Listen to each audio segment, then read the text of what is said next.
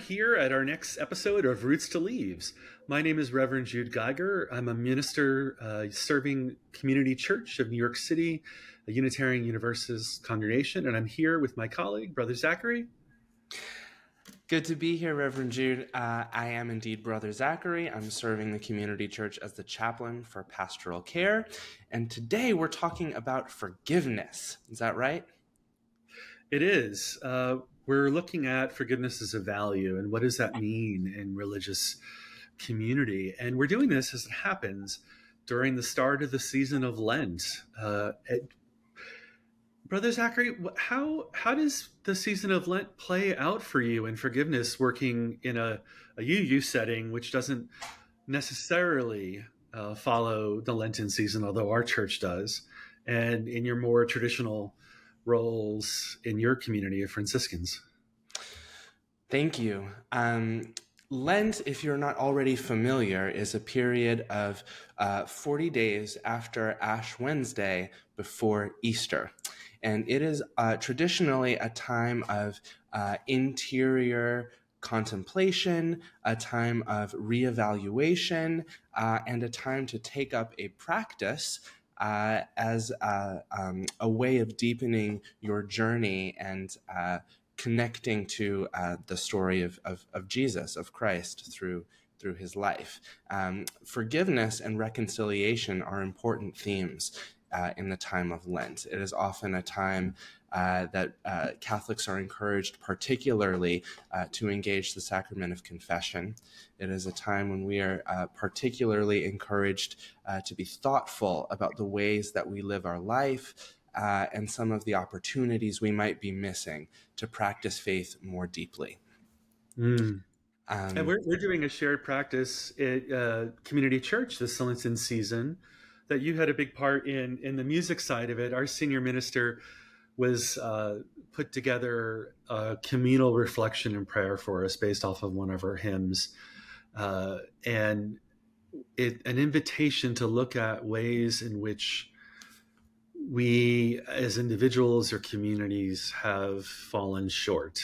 In Unitarian Universalism, we don't quite have the same sense of sin, although we do recognize wrongs in the world and a need to find our way back to a center where we're in right relationship with the people around us.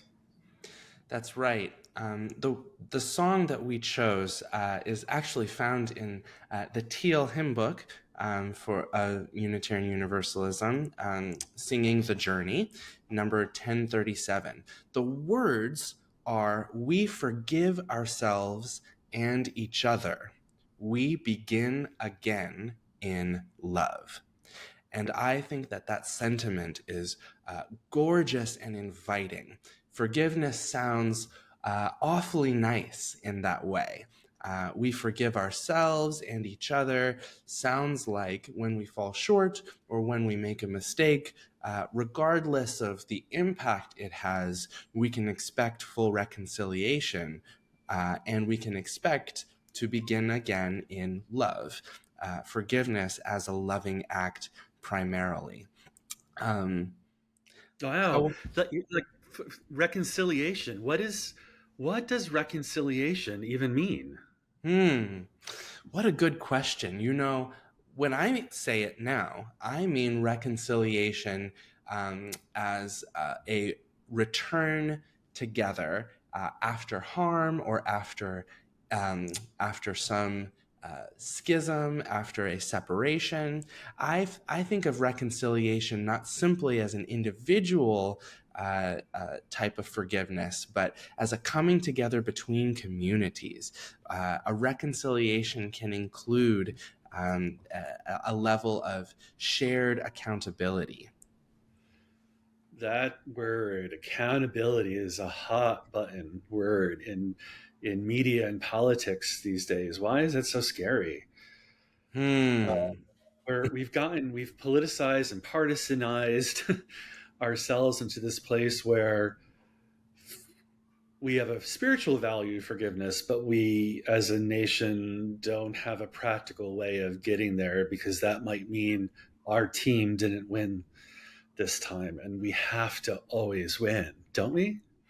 What an interesting point. I'm thinking of accountability and pride.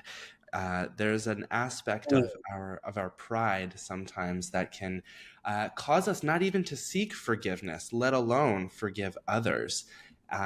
You're absolutely right. There is this sense that accountability, we can almost become allergic to accountability, seeking that forgiveness, whether or not we feel we deserve it, whether or not we acknowledge harm or not. You used a term in our preparations that comes to me from seminary days. Cheap grace is how it was referred to. When you lean into the gift of peace that grace can offer, using Christian language specifically, but forget to do the work of following, forget to do the work of faith, or simply neglect to do the work of repentance. There's another hot button word. And if you're not familiar, I think of repentance as a acknowledgement of one behaving in a way that is not helpful, and then changing your behavior in a more helpful way. It requires a change of behavior. I wonder if there's, or how something like repentance would function in a UU context. I have thoroughly enjoyed learning about the similarities that I share with you, Unitarian Universalism, and forgiveness is certainly a value we share. And I am also interested in what repentance looks like in a UU context. Yeah, well, we're focused on what is human relations in the here and now, and how do we build that beloved community, right? And so forgiveness and repentance, I think, are key in building community, because we're all human and humans make mistakes, and repentance is a way to acknowledge, oops, and I did harm, and I actually feel bad about it, and I'm gonna, like you said, correct your behavior.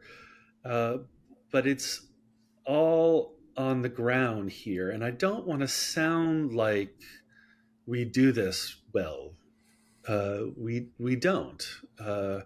We're as good as everybody else is, or as bad as everyone else is. But our theological tension is sort of where does forgiveness fall in a mindset of universalism? Out of our roots, universalism teaches us that all are saved. Salvation is for all. And some have read that as there's no hell. And others read that as we're all going to find our way home. What a beautiful sentiment.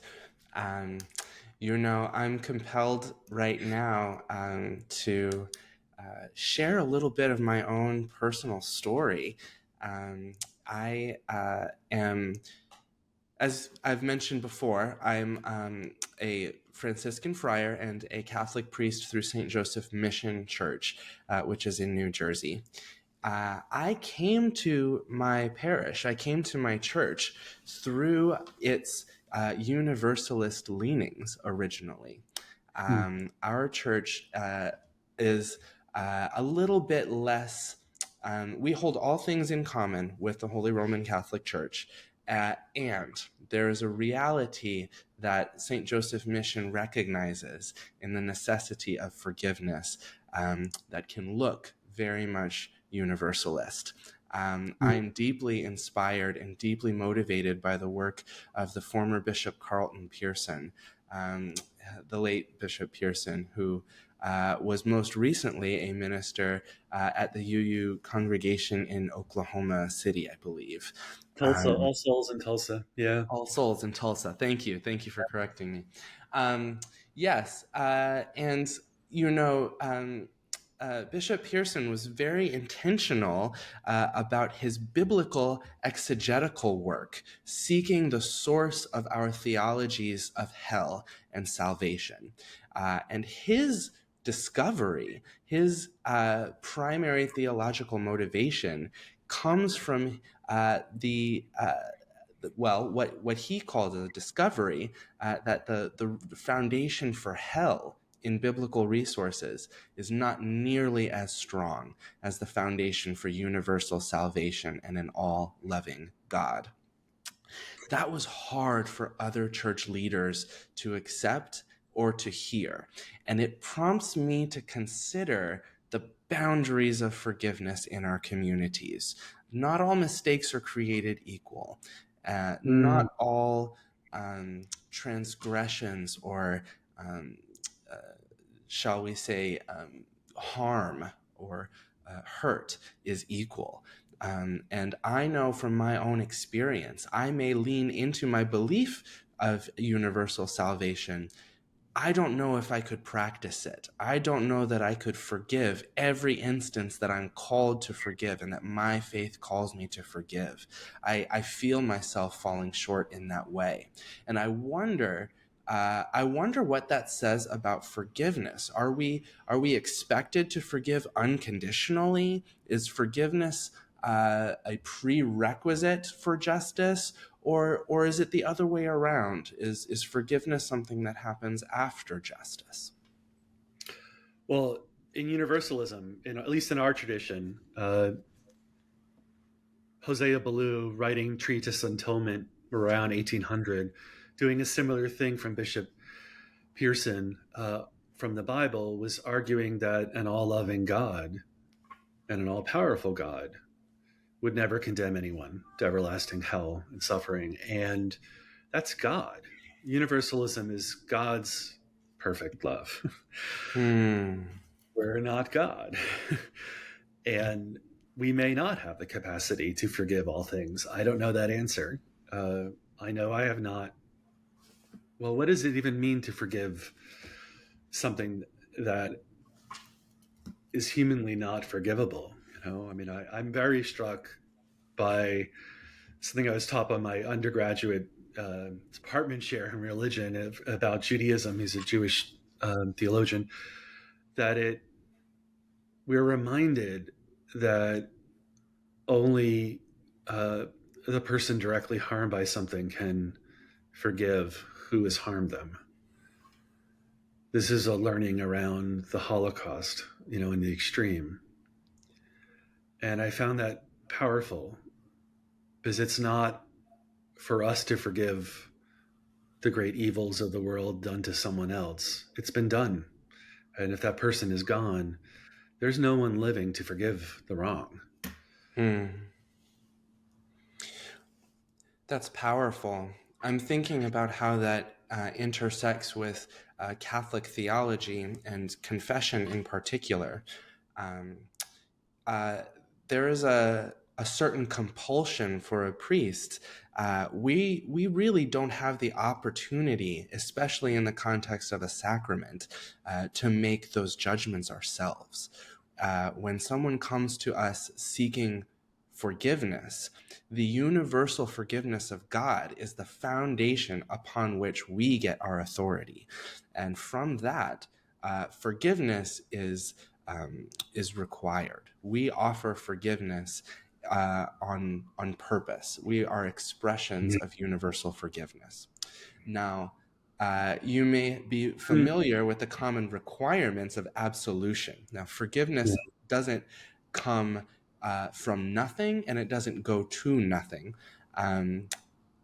It requires a behavior, an action of reconciliation. So I'm struck by the difference between forgiveness coming from the person who was wronged, the person who was harmed, and forgiveness coming from God, forgiveness coming from a theological center or a universal existing deity that connects to all of us. On some level, the compulsion for human beings to be that forgiveness is limited. We can forgive as much as our capacity allows, whereas God's forgiveness extends forever. What a powerful hermeneutic.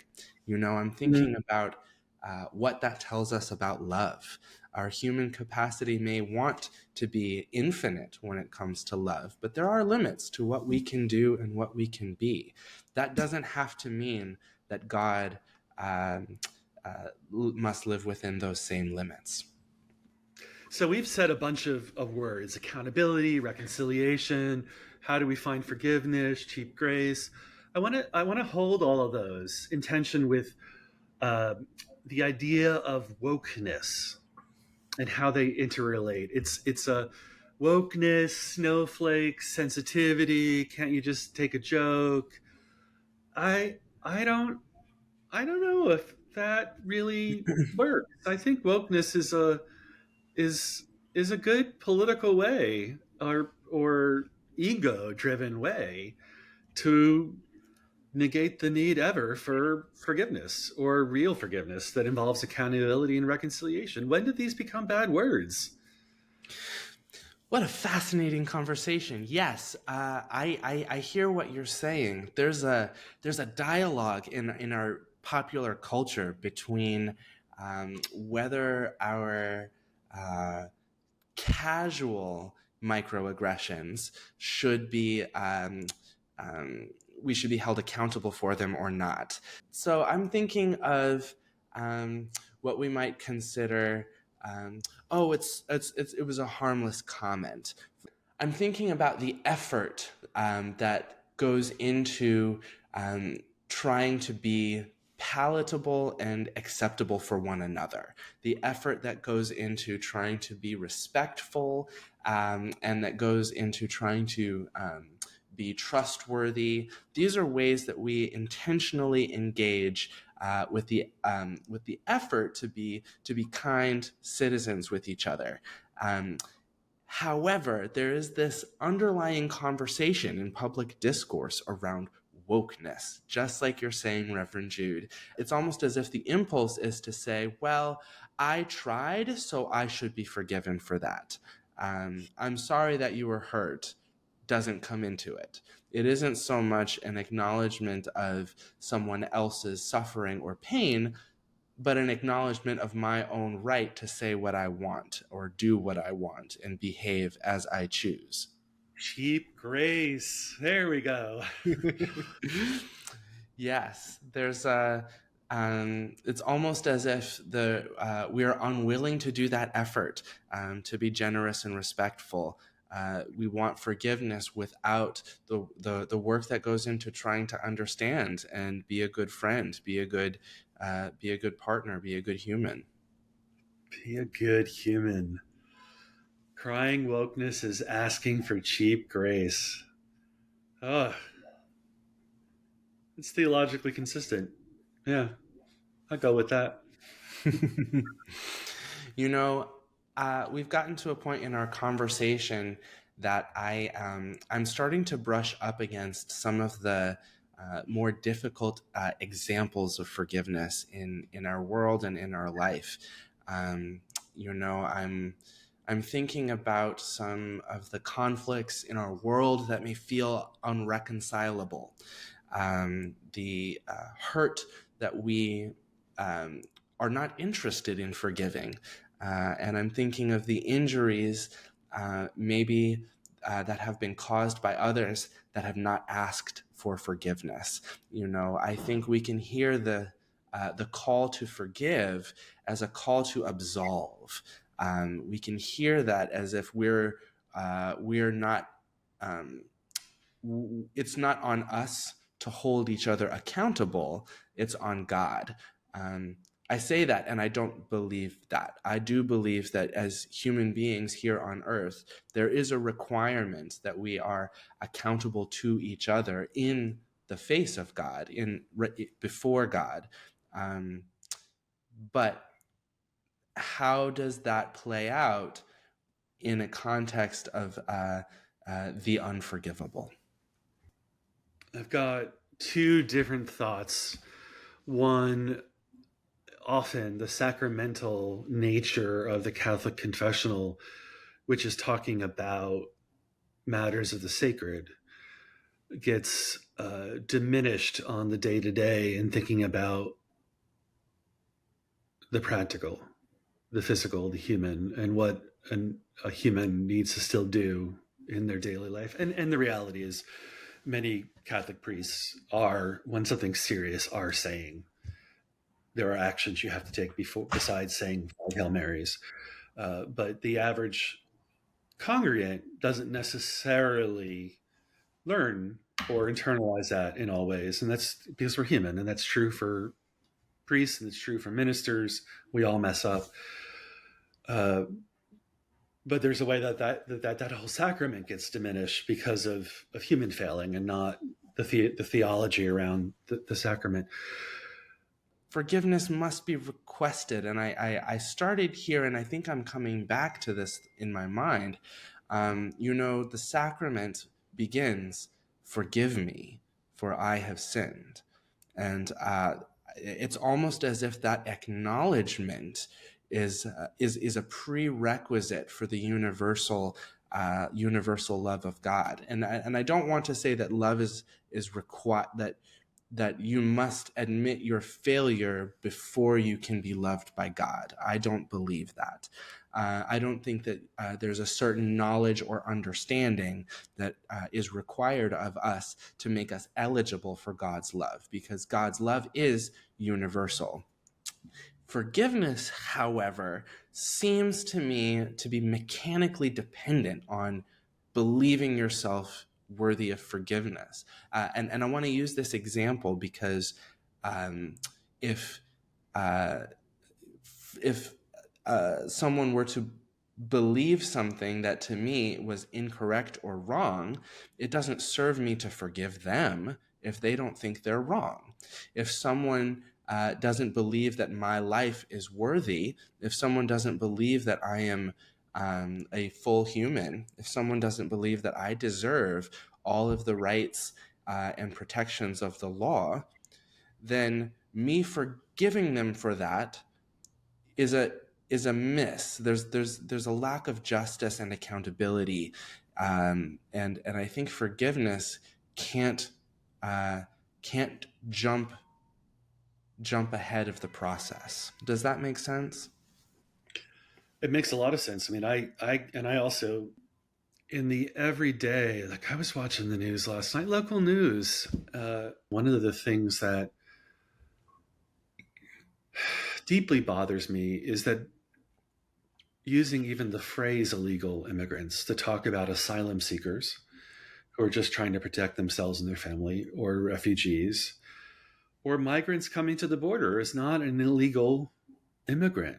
And calling people illegal harms me in the sense of it's part of my community. People thinking this way, that's a lessening of our humanity as a community. But I can't forgive them for our actions toward another community. That community has to, because the action is still happening and there's no acknowledgement of wrongdoing. Yes.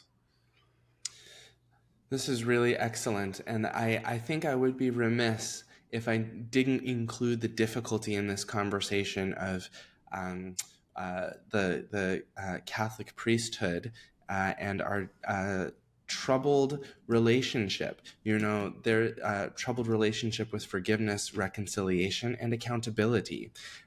There are a good number of former Catholics and ex-Catholics who have left the faith and left the community because they have lost their trust in priests who don't seem to be walking according to their faith or their beliefs. And I'm thinking in particular about priests who are unwilling to admit wrongdoing and who are unwilling to participate in practices of reconciliation as if we were already absolved or somehow above the requirements of justice and accountability. The harms that have been done, particularly in our country, have damaged the credibility of a sacrament like confession and forgiveness. And so trying to rebuild our cultural appreciation of these practices has to begin with leadership. If we are not willing to admit our own failures, we cannot ask our laity to be accountable either. And it's not immune to the Catholic Church. We've had failings to in Unitarian Universalism. I'm one of the ministers that gets sent in to trouble situations to make sure that there is accountability and mediation and what reconciliation can happen. It has been a strong drive for me and many of my colleagues to hold each other accountable in light of the horrors of the world. But we're still human, and people make mistakes, and sometimes mistakes are serious and damaging, and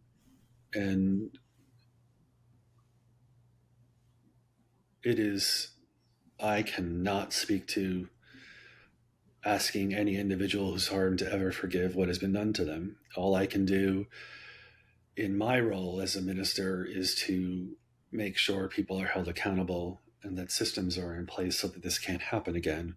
And we do that in our church. There's a whole set of policies and procedures in place to make sure these horrors don't happen again.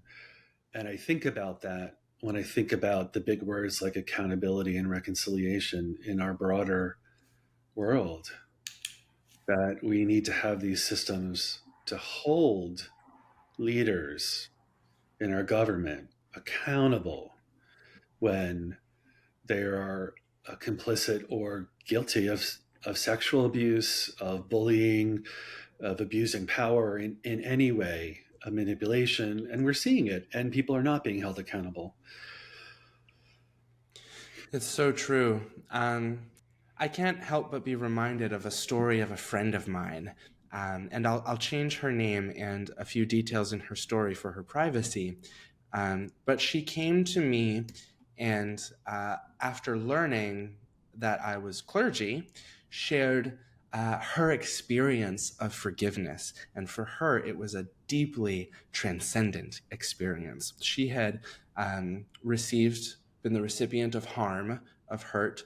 Someone had hurt her in a way that was for her unforgivable. She felt that she would never grow to be able to forgive this person, and described to me how she felt the weight of that grief, that she could not move forward, and she couldn't move quickly because of how heavy the burden was of anger and sadness that she felt to this person who had done her so wrongly, who had treated her so poorly. She told me the story of how it twisted her, and she found herself smiling less. She found herself moving through the world with more anger and a sharp edge. And one afternoon, she was sitting with a friend of hers who said, "You know, Sarah, you have really changed. You used to be joyful. You used to be so happy. And I see that you are not anymore. And it makes me sad." Sarah said that she heard that and internalized it in some way, but moved past it and thought, well, this person is naive, or this person has, my friend has a rosy expectation of the world. The world is not like that. But then, after leaving this lunch, she caught her reflection in the window, saw her face, and she said that she did not recognize her own face in the window, and realized that what she was holding on to was killing her, was hurting her. She said that at that point, forgiveness wasn't an option. It wasn't even an effort, and it wasn't an absolution of the hurt and pain that she received. She did not feel like the person who had harmed her was now suddenly forgiven, but it was as if a weight had been lifted and she could see herself again for the first time. In that way, I think forgiveness is not necessarily some sort of, athletic achievement. If we can properly forgive those who offer or who ask for forgiveness, then we did the hard work of being human. You know what I mean? Forgiveness in some way can feel like an accident, or it can come by way of just hoping for something better for ourselves. And I think that might be a safer and more inviting frame to consider forgiveness, especially in light of the unforgivable. That it isn't something that we have to hold ourselves accountable for producing for someone else. Thanks again, Brother Zachary. This is such a rich discussion. We can't finish it in one episode. So this episode is going to be a two-parter. Thank you, everybody, for joining us in, and forgive us for not finishing it in one podcast. Well done.